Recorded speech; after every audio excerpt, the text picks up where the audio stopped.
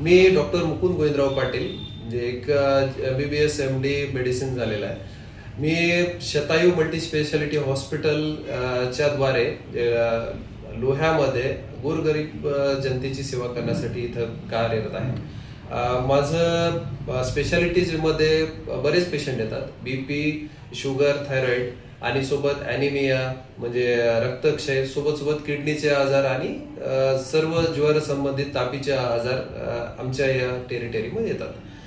सर्व जे गोरगरीब जनता आहे त्यांचं एक व्यवस्थित निदान करणं आणि त्यानुसार मार्गदर्शन आणि ट्रीटमेंट करणं, हे एक आमचं एक याद्वारे थोडासा एक उपक्रम आहे.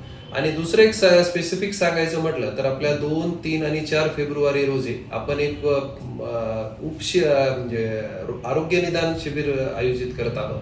त्यामध्ये एक माफक दरामध्ये पेशंटचे ब्लड टेस्ट करत आहोत आणि सोबत जे उपचार आहेत म्हणजे तपासणी फीस आपली काही राहणार नाही 3 दिवस.